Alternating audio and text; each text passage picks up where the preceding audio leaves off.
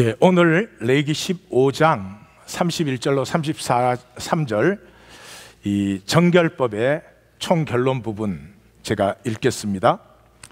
너희는 이와 같이 이스라엘 자손이 그들의 부정에서 떠나게 하여 그들 가운데 있는 내 성막을 그들이 더럽히고 그들이 부정한 중에서 죽지 않도록 할지니라. 이 규례는 유출병 있는 자와 설정함으로 부정하게 된 자와 불결기의 앓는 여인과 유출병이 있는 남녀와 그리고 불결한 여인과 동침한 자에 대한 것이니라. 아멘. 오늘 제목을 정결, 가짜 몸에서 자유 그렇게 잡았습니다. 좀 이상하게 들리실지 모르겠습니다만은 사실은 대부분이 어쩌면 전부가 가짜 몸으로 삽니다. 삶은 몸으로밖에 못 삽니다. 몸이 없으면 살 수 없습니다. 그런데 진짜 몸으로 살지 못하고 가짜 몸으로 살아요. 진짜 몸은, 하나님이 나에게 주신 진짜 몸은 연약함이 있어요. 저 같은 경우에는 간과 신장이 약한 편이고 심장과 소화기가 강한 편입니다. 그래야 됩니다. 사람이 전체가 다 강하면 제 생각에는 아마 미칠 것 같아요. 그렇지 않습니다. 강함이 있고 약함이 있어서 이렇게 밸런스가 이루어집니다. 그래서 약함이 있음에도 불구하고 진짜 몸은 첫째는 술을 다 합니다. 술을 다 합니다. 저는 홍수전에 900살씩 뭐 1000년씩 이렇게 사신 분들 얘기 나오잖아요. 저는 그 실제라고 믿습니다. 아마 진짜 몸을 아시면 이해가 가실 거예요. 어쨌든 뭐 진짜 몸은 술을 다 합니다. 그 다음에 진짜 몸은 무엇보다 사명을 다 합니다. 반드시 하나님이 나를 창조하셔서 나로 하여금 이루게 하시는 하나님의 사명과 영광을 반드시 다하게 되어 있습니다. 그런데 우리가 가짜 몸으로 살고 있어요. 자, 부정은 성경에서는 하나님이 죄보다 더 강조하시죠. 사실은 부정이 없으면 죄가 없죠. 모든 죄는 부정에서부터 출발이 되는 것입니다. 그 출발이 거짓이에요. 그래서 이 부정은 우리의 가짜 몸을 만드는데, 우리 정결례가 11장부터 시작, 11장 음식, 12장 출산, 13, 14장 곰팡이, 나병, 피부병, 15장 성 이렇게 나오는데 총 결론을 31절에서 이렇게 맺습니다. 다 같이 읽어볼까요? 너희는 이와 같이 이스라엘 자손이 그들의 부정에서 떠나게 하여 그들 가운데 있는 내 성막을 그들이 더럽히고 그들이 부정한 중에 죽지 않도록 할지니라. 아멘. 이게 총결론이에요. 성막이 뭐죠? 우리의 육체로 이 땅에 사는 삶은 계속해서 더러워질 수밖에 없습니다. 그 우리의 더러움을 정결케 할 수 있는 것은 성막밖에 없습니다. 그런데 성막이 더러워져 버리면 모든 것이 끝장이 나죠. 성막이 더러워지면 깨끗해질 수 없이 부정한 가운데서 죽어야 됩니다. 구약적인 표현이지만 오늘 기독교적인 표현으로 하면 구원받지 못한 상태로 죽게 되는 것이죠. 그래서 우리의 성막이 무엇입니까? 이 시대는 예배죠. 무엇보다도 예배죠. 예배가 더럽혀지면 우리의 삶은 정결함을 받을 데가 없습니다. 그것을 알고 예배를 드려도 예배가 예배되기 힘듭니다. 예배는 영과 진리로 드리라고 했잖아요. 그것조차도 모르고 드리는 예배, 그건 뭐 종교의식이지 예배되기가 참 힘들 것입니다. 자, 왜 우리 가짜인가? 출발은 생각에서부터 출발입니다. 생각은 어디서 출발되죠? 선악과에서 출발되죠. 선악과가 없으면 생각이 없어요. 자, 어떤 사람을 생각해요. 그 사람이 좋다 그렇게 생각하면 거기서부터 생각이 나오기 시작해요. 어떤 사람이 나쁘다 이렇게 판단하면 거기서부터 생각이 나와요. 좋고 나쁨 없이 한번 생각해 보려고 해보세요. 생각이 되는지. 안 돼요. 그래서 사람의 생각은 거짓의 출발이죠. 마귀에게 속아서 눈이 밝아졌죠. 눈이 밝아졌으니까 보이는 표면, 현실밖에 못 봅니다. 현실이 나타난 깊이, 실제가 전혀 보이지 않아요. 그런데 생각이 이렇게 딱 출발되면 생각만 있나요? 아니요. 생각에 감정이 따라옵니다. 이건 가짜 감정이죠.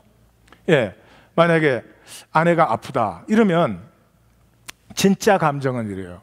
아내가 아니라 이웃이라도 아우 아파서 어떡하지? 어떻게 하면 좀 도움이 될 수 있을까? 어떻게 하면 좀 위로가 될 수 있을까? 그래요. 그런데 이 가짜 감정은 이렇게 아내가 아프다 그러면은 이게 그 감정이 안 나오고 또 아파?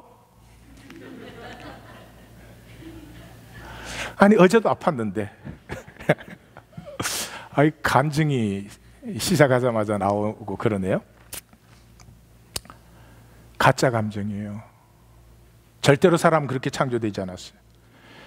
선악과에서 가짜 생각이 딱 출발되니까 가짜 감정이 딱 따라붙어요. 생각과 감정이 따라붙으면 오늘은 가짜 몸에 대해서는 제가 지금 설명할 시간이 없습니다. 그냥 기본만 보여드리는 거예요. 그러면 가짜 몸이 생겨요. 우리는 제가 단언하건대 전부가 가짜 몸으로 살고 있어요. 처음 들어보니까 이상하죠? 뭐 얘는 수도 없이 될 수 있어요. 폐쇄공포증. 여러분 클라젯에 한 2시간만 갇혀보세요. 패닉이 일어나요. 클라젯에 2시간 갇혀 있으면 정말 아무에게도 방해받지 않는 나 혼자의 시간이잖아요. 묵상도 할 수 있고 기도도 할 수 있고 뭐 정말 거기서 자유할 수 있어요. 근데 그렇게 안 돼요. 막 패닉이 일어납니다. 왜 그래요? 생각에 사로잡혀서 강박적이 되기 시작하니까. 그 다음에 거식증이요. 껍질과 뼈밖에 안 남았는데도 밥을 먹으면 토해요. 뚱뚱하게 느껴져서. 아비스리 저는 없는 걸 아시겠죠? 그 다음에 뭐 불면증. 오늘 잠을 푹 자야 돼. 그러면 잠이 잘 옵니까? 안 옵니까? 잠이 필요하면 진짜 몸은 잠을 푹 자게 돼 있어요. 가짜 몸. 예. 소화불량. 모든 병은 가짜 몸에서 생겨요. 진짜 몸은 뭐든지 이겨낼 수 있어요. 제가 그랬죠? 금식할 때는 흙탕물을 마셔도 설사가 나지 않아요. 몸 전체가 얼얼트 돼 있어서 그래요. 그래서 금식하다가 열이 오르면 즉시 중단하고 병원으로 가야 됩니다. 그건 아주 위험한 사인이에요. 그래서 뭐 여기 미성년자 없으시죠? 세계 여성의 3분의 1이 불감증이라고 합니다. 어떻게 자기가 자기 몸을 못 느껴요? 근데 못 느껴요. 왜 못 느껴요? 생각의 불안과 두려움에 사로잡혔어요. 무슨 불안해? 내가 이 남자를 온전히 만족하게 할 수 있을까? 실제로 느끼는 건요, 제 생각에 아마 97, 8%가 불감증일 거예요. 몸의 쾌락은 느끼지만 그 존재에서 솟아나는 신비는 거의가 못 누리지 않나, 이런 생각을 합니다. 왜 그래요? 몸은 당연히 느끼게 돼 있어요. 근데 가짜 몸은 못 느껴요. 그래서 이 가짜 생각, 가짜 감정, 가짜 몸이 무엇이에요?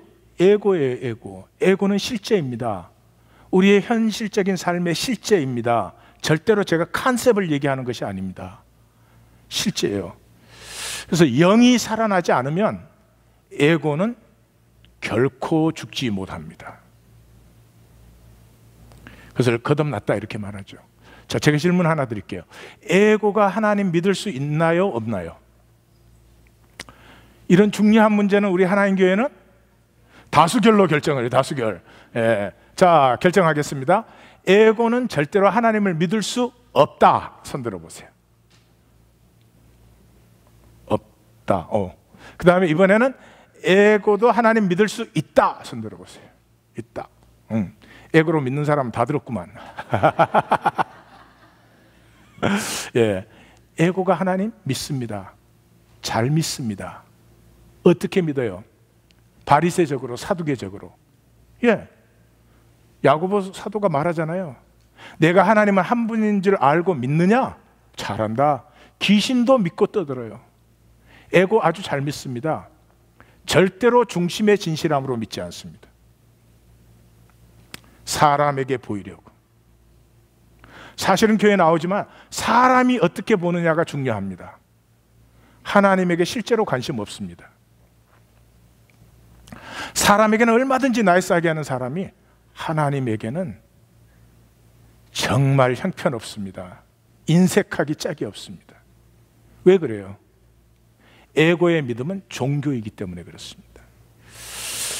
그래서 믿음은 다시 한번 제가 강조를 드립니다. 하나님의 존재를 믿는다 그런 말이 아니에요. 하나님의 존재는 무한 차원이기 때문에 하나님을 믿는다는 말은 귀에 걸면 귀걸이, 코에 걸면 코걸이.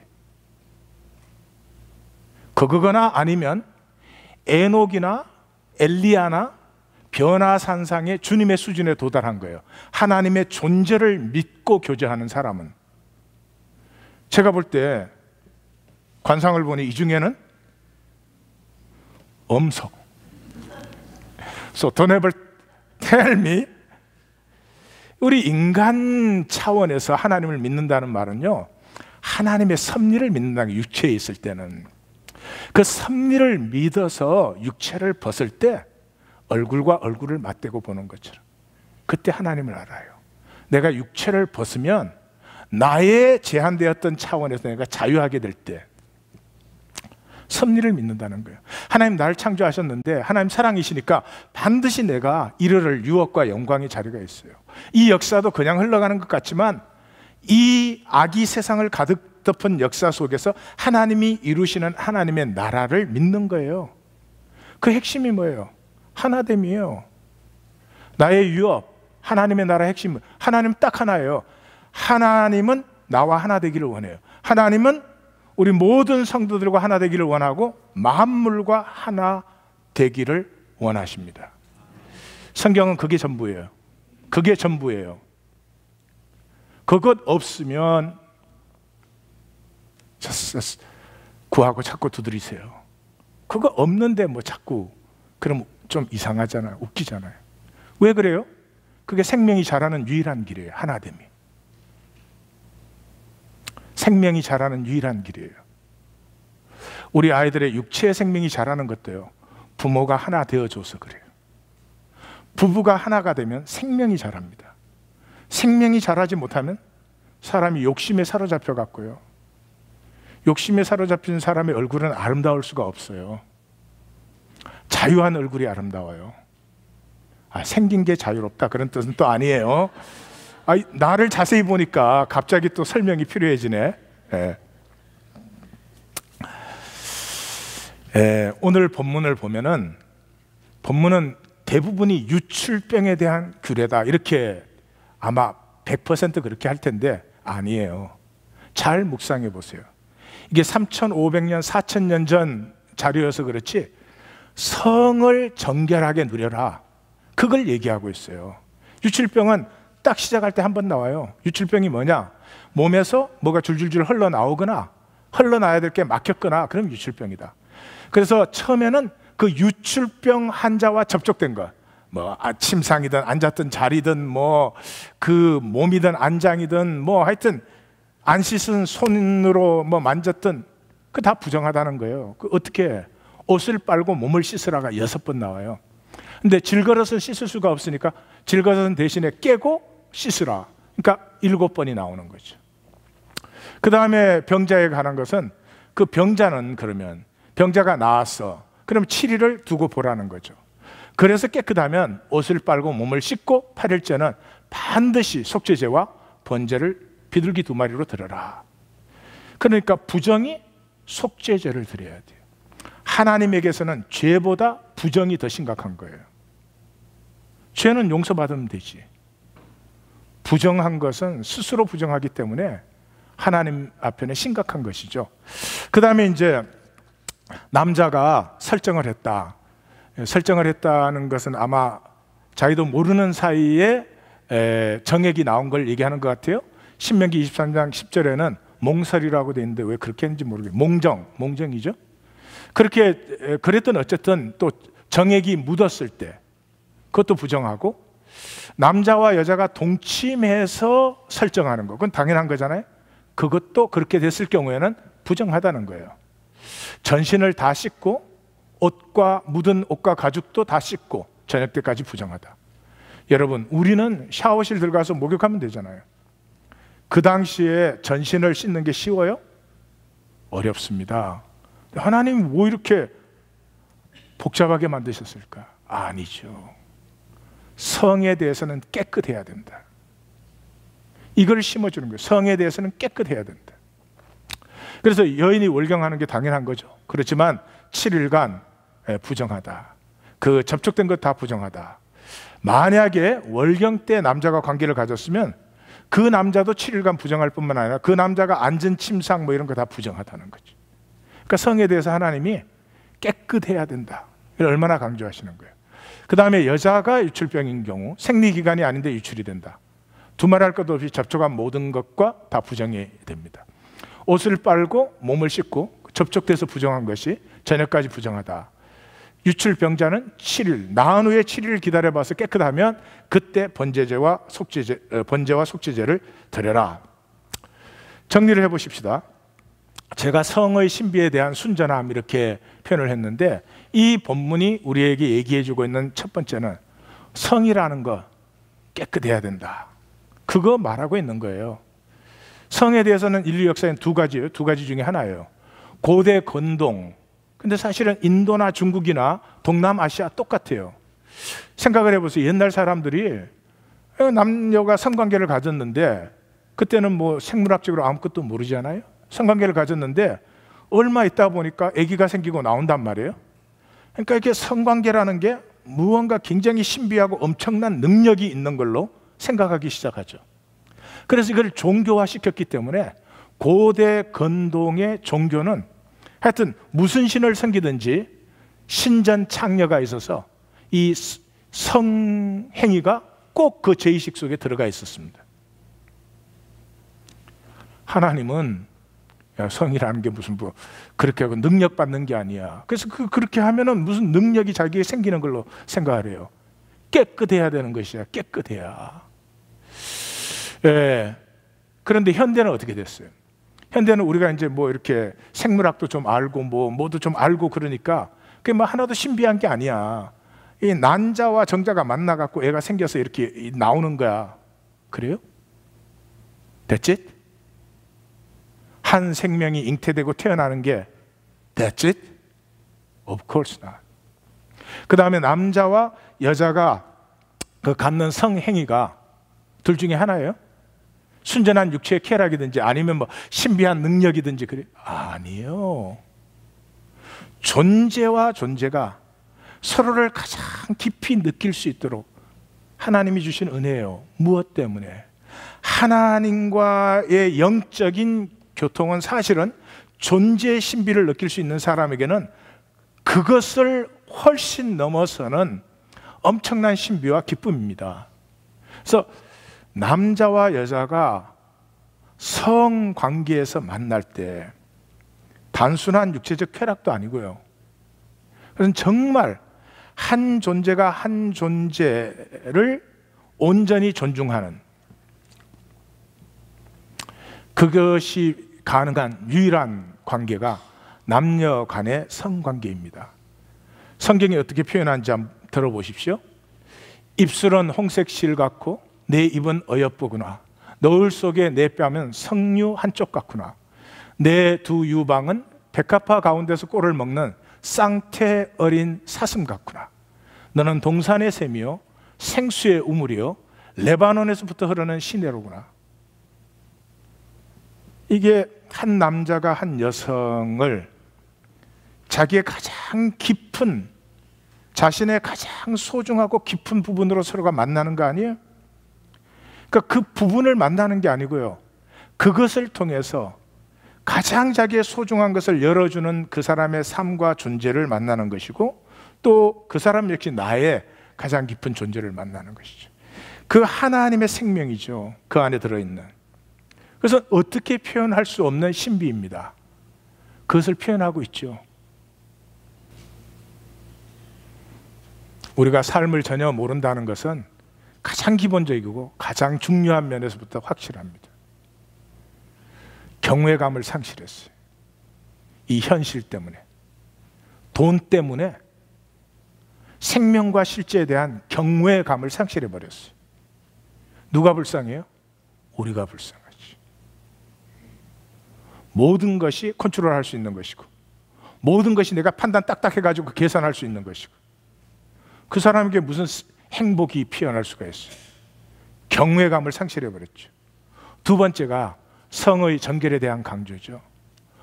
옷을 빨고 물로 몸을 씻으라. 12번 나옵니다. 성경은 딱 한 가지예요. 성이냐? 깨끗하게 해라.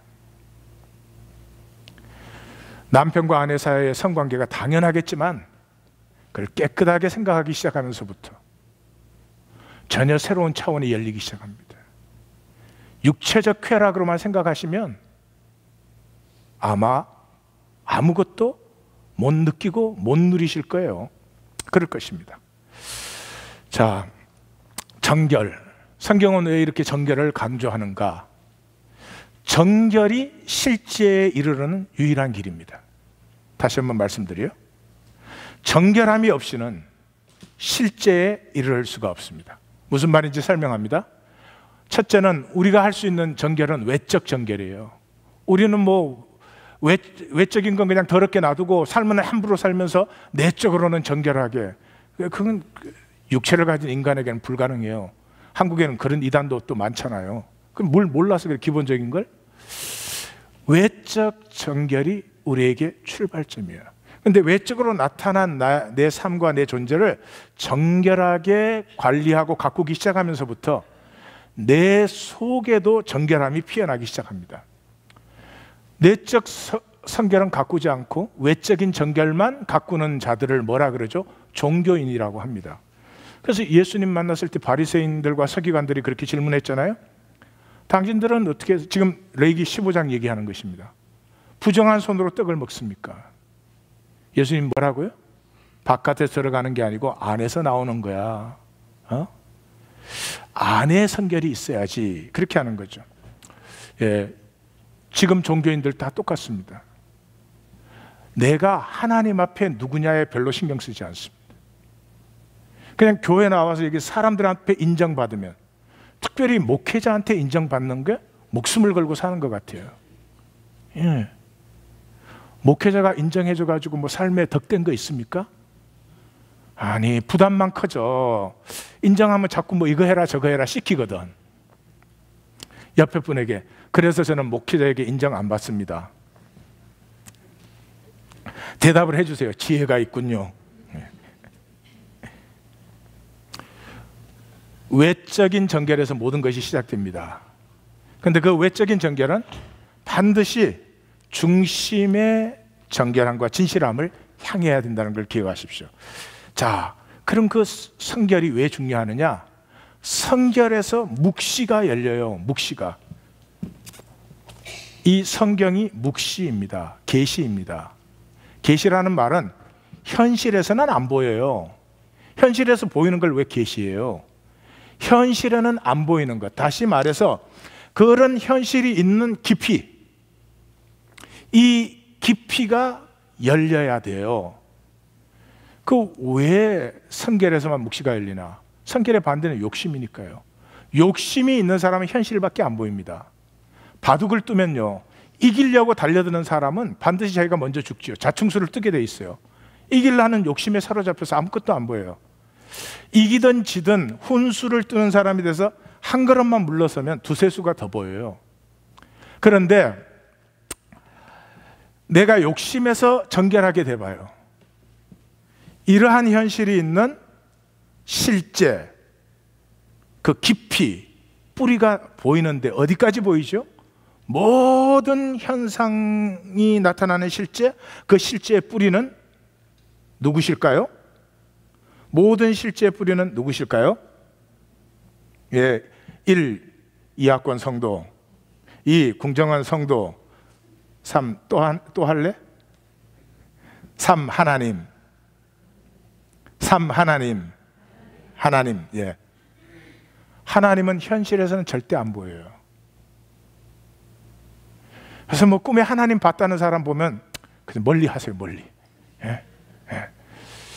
그것도 목이 말라가지고 막 그런 걸로 또 신앙의 과오를 잡고 댕겨. 하나님이 깊어지면 사람이 차분해져요. 예. 그 어떤 교회는 설교하면서도 까불고 그런다 그러더라고요.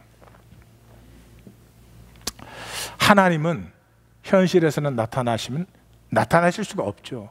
그래서 이사야 선지자가 이스라엘의 하나님은 숨어 계시는 하나님입니다.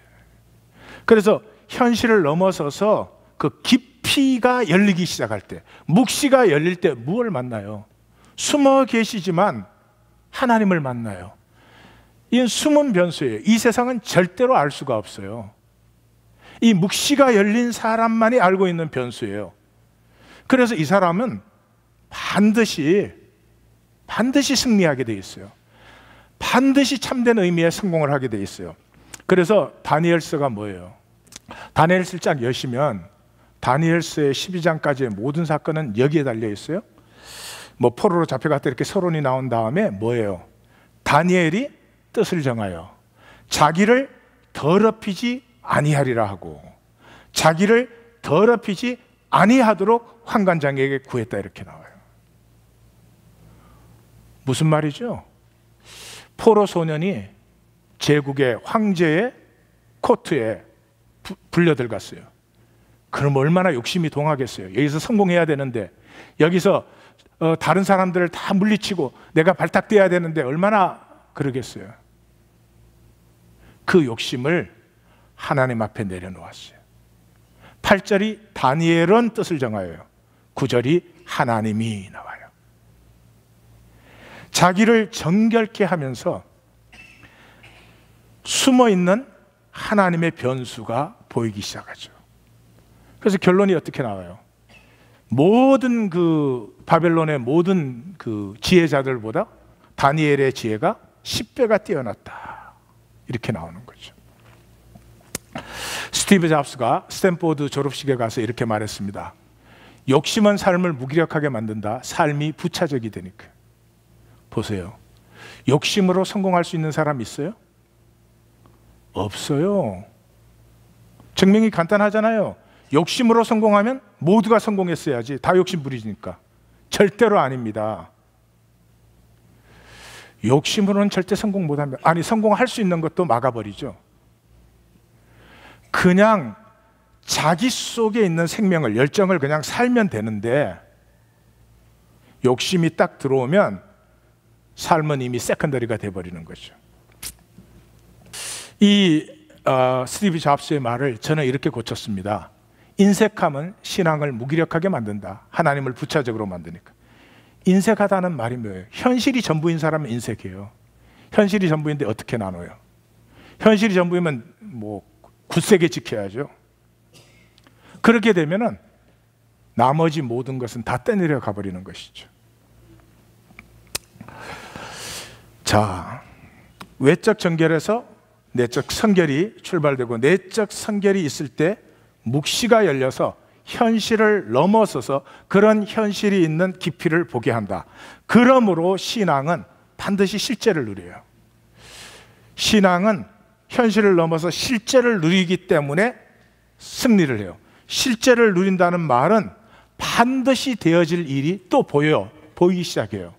점점점 선명해지죠. 그래서 종말적인 승리를 살고 누리게 되어 있습니다. 그래서 히브리서 11장에 이렇게 말하잖아요. 믿음은 바라는 것들의 실상이요, 보이지 아니하는 것들의 증거니. 선진들이 이로써 증거를 얻었어요. 모든 사람에게는 현실이 실제예요. 그런데 믿음이 있는 사람은 그 현실을 넘어서 보이지 아니하는 실제, 보이지 아니하지만 역사에 흐르는 하나님의 섭리가 실제가 되는 것이죠. 그래서 성경의 구원은 간단합니다. 하나님과 하나가 되어 만유를 누리는 것이에요. 다시 말씀드려요. 구원이라는 말은 하나님과 내가 하나가 되어서 하나님 안에서 만유와 하나가 되어 만유를 누리는 것이 성경적인 구원이에요. 그러니까 우리 성도님이 저한테 이렇게 물어보더라고요. 제가 구원을 받았는지 안 받았는지, 거듭났는지 안 났는지 어떻게 확실하게 알 수가 있습니까? 이러더라고요. 예, 그래서 제가 그렇게 대답을 해줬어요. 네가 묻는 것은 분명히 확실하게 거듭나지 않았다. 그걸 뭐 물어? 거듭났으면 알아요. 거듭났을까 안 났을까? 이게 거듭난 거겠지. 이거는 거듭 안 났으니까 그래. 그런 사람 봤어요? 다니면서 내가 태어났을까 안 났을까? 태어났을까 안 났을까? 예, 여러분, 내가 거듭났는지 안 났는지 확실하게 알 수 있는 건 뭐예요? 내가 하나님과 하나인가 하는 것입니다. 내가 하나님과 하나인 것이 출발되었으며 하나님과 하나 되는 것이 완성되는 것을 믿느냐 하는 것이에요. 여러분, 기독교인 중에 그 믿는 사람 보셨어요? 이렇게 교회 나오는 성도들이 하나가 된다, 믿는 사람 보셨어요? 안 믿어요. 안 믿어요. 그럼 거듭남 없는 거예요. 그런 단체 보셨어요? 믿는 자들이 그리스도 안에서 하나가 되는 것을. 그러면 그 종교단체지 교회는 아니에요. 머리 대신 주님으로 상합되고 연락되는 그리스도의 몸은 아니에요. 이게 또 중요한 게 있어요. 이 하나됨을 믿느냐 그럴 때 생각으로 믿느냐가 아니에요. 삶으로. 아까 그랬죠, 에고가 잘 믿는다고. 에고는 필요한 건 딱 믿어요. 그렇지만 절대로 자기 손해는 안 봐요. 안 보는 게 아니지, 못 보지, 볼 수가 없는 거죠. 그냥 어쩔 수 없이 그러는 거죠. 삶으로 믿어요. 삶으로 믿는다는 건 뭐예요? 코이노니아를 누린다는 것이죠. 여러분, 생각을 해보세요. 뭐가 행복해요? 삶이 통하고 하나가 되어서 나누는 사람이 많으면 많을수록 짜증난다, 신경질 난다. 그래요? 아니에요. 떨어져 있기, 단절되어 있기 때문에 짜증나는 거예요. 쟤는 또 왜 저러냐. 그러므로 신앙의 핵심 열매는 높은 자존감이에요. 실제를 누리는 사람, 신앙의 핵심 열매, 그 말이 실제를 누리는 사람은 반드시 높은 자존감이에요. 높은 자존감이라는 말은, 예? 내가 뭐 이렇게 훌륭하다, 내가 이렇게 능력 있다, 내가 뭐 이루었다, 그런 게 아니에요. 이루었으면 그건 즐길 일이지 뭐. 그런 거 전혀 상관없어요. 내가 나로서 좋은 거예요. 너하고 비교해서가 아니라 내가 나로서 좋은 거예요. 예. 그래서 믿는 사람은 죄가 미워집니다. 죄가 미워져요. 죄가 뭐예요? 나됨을 가짜로 만드는 거 아니에요. 나됨을 파괴하는 거 아니에요. 그래서 죄가 미워집니다. 사도 바울처럼 세상이 그렇게 좋아하는 것도 배설물로 보여요. 그것 때문에 내가 얼마나 의로운 척 했는가, 내가 얼마나 된 척 했는가 말이죠. 죄인 중에 괴수인데. 그리고 거룩함에 목마르기 시작합니다. 나의 진실을 찾고 싶어져요. 전에는 아무 생각 없이 막 대화를 해요. 이제는 대화도 줄지만은 한마디가 끝나고 나면 가슴에 이것이 나의 진실이었는가, 진실이 아닌데 왜 난 또 그런 얘기를 했을까, 그 아무것도 아닌 것에 이런 안타까움이 스며들기 시작해요. 거듭난 성도의 특징은 반드시 죄를 미워하고 거룩함을 사모하는 것입니다. 그래서 이 높은 자존감이라고 하는 것은 하나님이 창조한 나됨을 누리는 거죠. 그래서 모세가 뭐라고요? 애굽의 왕자가 될 수 있었어요. 그러나 그것보다 훨씬 더 진실된 가치를 자기가 갖고 있기 때문에 그것이 유혹이 안 됐어요. 유혹이 전혀 안 됐어요. 자기 백성과 광야에서 함께하는 진실이 더 아름답게 보였어요. 모세가 참은 게 아니고 모세 안에서 그런 게 나온 거죠. 예, 할렐루야. 예, 옆에 분에게 꼭 내 얘기가 나왔네 이렇게 한번 하세요.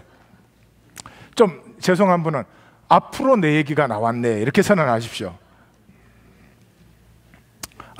선언해요. 우리 거기 갈 겁니다. If you come with me, 저는 갑니다. 성도님들이 막으셔도, 세상이 막으셔도 저는 갑니다. 제가 60이 넘었잖아요. I am serious. 제가 아무리 하나님 앞에 기도를 해봐도요, 제 날이 한없이 있잖아요. 전에는 젊은 시절에는 시간이 한없이 있는 줄 알았어요. 너무 많은 낭비가 있었어요. 이제 맥시멈으로 잡아도 내가 내 정력과 열정과 건강과 내 지혜로 열심히 일할 수 있는 건 20년이 안 될 것 같아요. 여기서 20년 목회한다는 얘기는 아니에요. 너무 긴장하지 마세요. 떠날 거예요, 떠날 거. 19년째.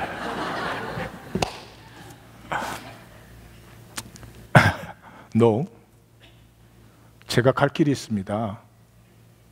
하나님 교회 사역도 제 가는 길 중에 하나입니다. 그 다음에 제가 가야 될 길이 있어요. 거기에 도착하기에 급해요.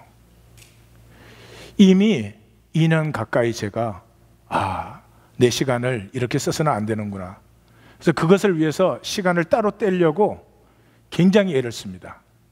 마귀가 만만합니까? 안 합니까? 안 해요. 그 시간을 내가 하루에 한 3시간은 꼭 떼야 되는데요, 마귀가 이걸 이렇게 방해하고 저렇게 방해하고 정말 선한 싸움을 치열하게 싸우지 않고는 하나님이 예정하신 그 자리에 내가 나를 스스로 속여서 패할 수밖에 없습니다. 그래서 이런 나됨을 가진 사람의 두 번째 특징이에요. 첫 번째 특징은 나됨을 알고 그것을 향해서 나가죠. 두 번째 특징은 새로워집니다. 날마다 새로워집니다. 내가 무엇을 새롭게 하는 거 아니에요. 내가 무엇을 열심히 하거나 딱 결단하고 지금부터 그런 게 아닙니다. 주님 안에 있을 때에 내가 보이기 시작하고 갈수록 선명해지기 시작하기 때문에 그것이 나를 이끌어가기 시작합니다. 그래서 사도 바울이 그러지 않아요? 우리는 그런즉 누구든지 그리스도 안에 있으면 새로운 피조물이라, 보라 새 것이 되었도다. 17절만 알잖아요. 그 16절이 그 앞에 뭐라 그래요? 우리가 이제부터는 육신을 따라 알지 않는다. 그리스도도 육신 따라 현실에서 아는 것, 그것이 나를 계속 속이고 있었죠. 새로움이 피어납니다. 그래서 성경의 총 결론이 뭐예요? 다 같이 읽습니다.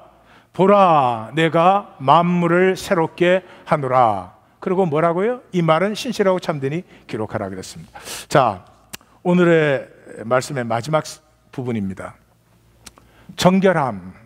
정결함이 없으면 하나님이 창조한 나 알 수 없습니다. 만날 수 없습니다. 피어나지도 않습니다. 허상과 거짓에 떠내려 가버리고 맙니다. 그것이 정결함인데, 그 정결함을 내가 어떻게 누릴 수 있는가 하는 것입니다. 이 정결함은 도덕적인 것이 아닙니다. 물론 도덕적인 열매가 당연히 따라오죠. 그렇지만 도덕적으로 노력한다고 정결해지면 얼마나 좋겠습니까? 그렇지 않습니다. 존재의 정결함이기 때문에 도덕 정결함을 훨씬 넘었습니다. 길이 많을 것 같아요. 그러나 저는 제가 체험한 것밖에는 소개를 못하죠. 제가 체험한 것은 걷기입니다. 걷기. 어디에 도착하려고 하는 게 아니고 그냥 걷는 것입니다. 이 걷는 행위에서 그냥 내 존재가 지금 존재하고 있다는 것만 느끼는 그런 걷기예요. 제가 첫 번째 목회에서 10년이 됐을 때 이렇게 살다가 가면 안 된다. 여러 가지가 섞여 있었지만 하여튼 그것을 느꼈습니다. 그래서 새로운 방향을 결정하기 위해서 21일 금식에 들어갔습니다. 만 21일 금식입니다. 11일 금식에 들어갔는데 그때의 제 경건 일지에 있는 부분을 제가 적었어요. 초조와 야망을 풀어버린 채 소박한 만족으로 땅에 붙어 개미만큼이나 움직였다. 그 만족에 내게 안겨던 온 우주, 눈물이 흘렀다. 내가 나를 용서했다. 제가 그 금식에 들어갈 때는 이런 면도 있었어요. 목회가 좀 커져야 되는데, 그것도 분명히 있었어요. 본질을 회복하고 싶지만 본질을 회복하고 싶은 마음 속에는 그렇게 되면은 내가 큰 목회를 할 수 있어, 성공할 수 있어, 그것도 분명히 들어있었어요. 그런데 여러분 21일 금식을 해보십시오. 몸에 힘이 다 빠집니다. 신비한 거는요, 몸에 힘이 빠지지만 피곤하거나 지치지 않습니다. 매일 한 1.5마일 좀 넘게를 이렇게 아침 저녁으로 산책을 합니다.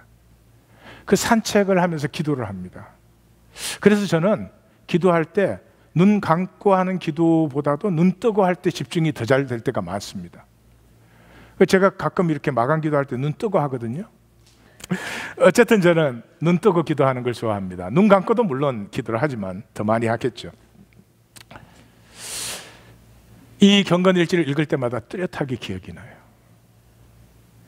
야망을 다 풀어버린 채 그냥 그 걷는 걸음에 내게서 욕심도 나에게 어떤 목적도 다 내려놓았을 때 온 우주가 나를 받아주는 느낌 처음이었어요.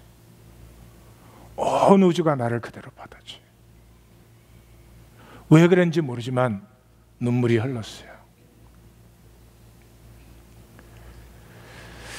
내가 나를 용서했다, 이 말이 정확한 표현일 것입니다. 끝없이 더 성공해야 돼, 더 잘나야 돼, 뭐 그런 것들 쓰러졌습니다. 어떻게 한 게 아니고 쓰러졌습니다. 걷기에서 내 삶이 출발됩니다. 걷기 시작하면서부터. 더 이상 걸을 수 없을 때 내 삶은 이렇게 마감됩니다. 일반적으로 그렇죠. 그래서 사람은 걷기 시작하면서부터 욕심이 따라붙기 시작합니다. 그 욕심 때문에 나는 상실해버리고 그냥 움켜쥐려는 세계만 자꾸 커져가는 것이죠.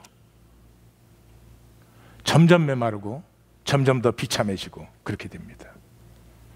그래서 우리는 우리의 세계를 상실했어요. 잃어버렸어요. 그냥 이 생각에 끊임없이 시달리는 리액트밖에 없어요.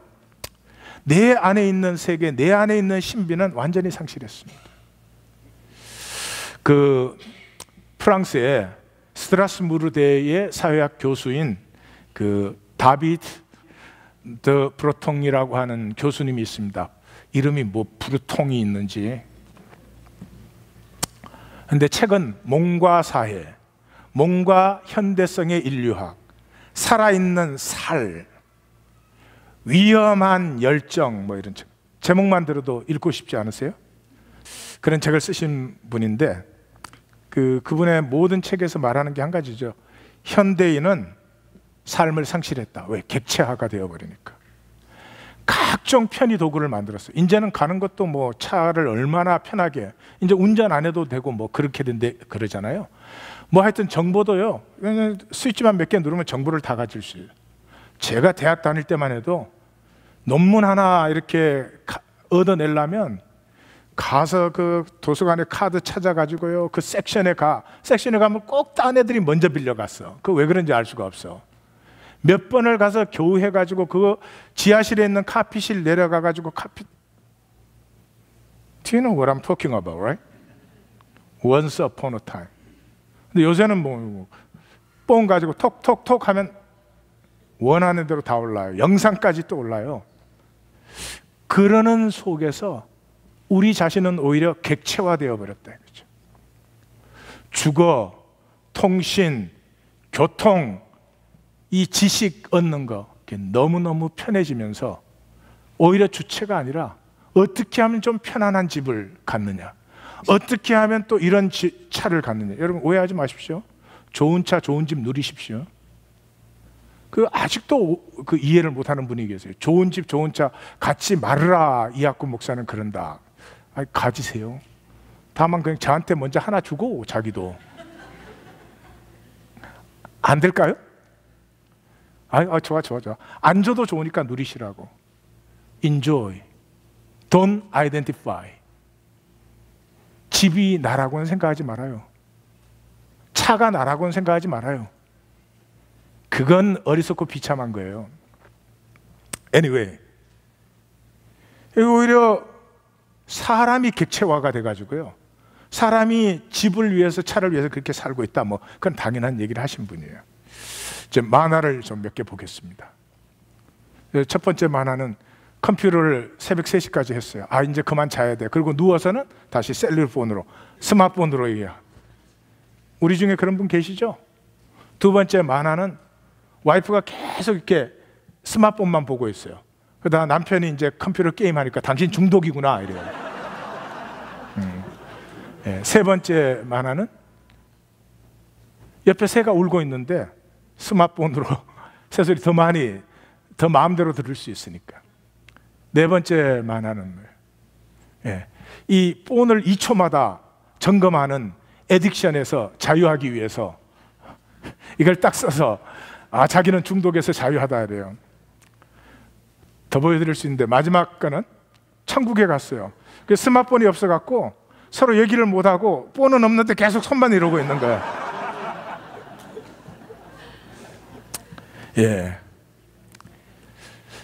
존재를 상실했죠. 현상의 어리석음이 보이시면 좋겠어요. 그 브로통이 걷기 예찬이라는 책에서 이렇게 쓰고 있습니다. 걷기는 세계를 느끼는 관능애로의 초대다. 걷는다는 것은 세계를 온전히 경험하는 것이다. 이때 경험의 주도권은 인간에게 돌아온다. 기차나 자동차는 육체의 수동성과 세계를 멀리하는 길만 가르쳐주지만 그와 달리 걷기는 눈의 활동만을 부추기는 것에서 그치지 않는다. 그냥 걷는다. 그 시간 그 자리에 있는 나로 충분해진다. 시간과 공간이 친구가 되어 고저넣기 품에 안는다. 쉐이유라고 하는 것은 프랑스에 있는 비행 청소년 교정 단체입니다. 그 베르나르 올리비에라고 하시는 분이 76세에 실크로드를 걸으셨어요. 실크로드를 마치고 나서 이 쉐이유라고 하는 것을 세웠습니다. 쉐이유는 문턱이라는 뜻이에요. 우리는요, 문턱을 잃어버렸지. 저도 어릴 때 기억이 나요. 특별히 한국 옛날 집은 정지에 부엌이 이렇게 깊게 들어가요. 이상하게 불 떼서 그런가 봐요. 온돌에 불을 떼야 되니까. 그래서 정지 문턱을 어릴 때 이렇게 건너는 거를 굉장히 힘들어 했어요. 근데 크고 나서는 문턱이라는 건 존재한 것조차도 잊어먹었어요. 근데 벤자민이 났는데, 벤자민이 태어나가지고 학교 아파트에서 태어났어요. 문턱이 이렇게 살짝 높죠. 근데 그런 말을 처음 한 애가 그 문턱에서 그 문턱을 넘으려고 발을 막 수십 번 이렇게 하는 거예요. 그때 33년 만에 문턱이 있다는 사실을 새롭게 발견한 거죠. 그래서 이 베르나르 올리비에가 사실은 아무것도 아닌 문턱에 걸려있는 사람들, 삶의 문제가 엄청나게 커 보이지만 사실은 아무것도 아닌 작은 문턱에 걸려서 나머지가 다 막혀 있는 거죠. 그래서 쉐이유라는 이 단체를 만들고 비행 청소년들을 받아가지고요, 그 비행 청소년과 국가가 이제 어그리를 해야죠. 받아가지고 언어가 다른 프랑스어를 하지 않는 외국에 나가서 석 달 동안에 1600km를 걷습니다. 그러니까 많이 걷지 않죠. 하루에 한 17km 걷는 거죠. 그냥 어른 발런티어하고 둘이 같이 걷는 거죠. 그런데 소년원에 들어간 범죄 청소년들은 재범률이 85%가 넘습니다. 결국은 다시 재범하게 됩니다. 그런데 이 쉐이유의 출신들은 재범 발생률이 15% 미만입니다. 소년원에 가두는 것은 하루에 900유로가 필요하대요. 쉐이유에 보내면 300유로면 된대요. 뭐죠? 우리의 삶의 문제가 스마트폰을 통해서 얻는 이 복잡한 지식을 몰라서가 아닙니다. 아주 단순한 문턱들이 우리에게 그냥 있습니다. 내가 나로 정말 받아들여질 수 있을까? 그 문턱을 못 넘어서 평생을 이상하게 삽니다. 누가 됐든지 다 두려움과 아픔이 있는데 그냥 받아들여주면 되는데 남편과 아내 사이에조차 문턱이 있습니다. 당신 그거 못 넘으면 절대로 안 되는 거죠. 제가 좋아하는 시편이 시편 84편입니다. 제 아내의 말에 의하면 자기의 이름이 나온다고. 궁정은 사무가 나온대요. 제가 좋아하는 시편입니다. 언제 읽어도 좋은 시편입니다. 주께 힘을 얻고 그 마음에 시온의 대로가 있는 자는 복이 있나니 그들이 눈물 골짜기로 지날 때 그곳에 많은 샘이 있을 것이며 이런 비가 복을 채워주나이다. 그들은 힘을 얻고 더 얻어 나아가 시온에서 하나님 앞에. 저는 이 시편을 이렇게 묵상할 때마다 이 작은 발걸음으로 시온의 대로를 걸어서 주님 앞에 나타나는 나의 모습을 언제나 그려봅니다. 제가 좋아하는 시인 윤동주 시인께서 새로운 길이라는 그 에세이죠. 이렇게 쓰고 있습니다. 내를 건너서 숲으로 고개를 넘어서 마을로 어제도 가고 오늘도 갈 나의 길, 새로운 길.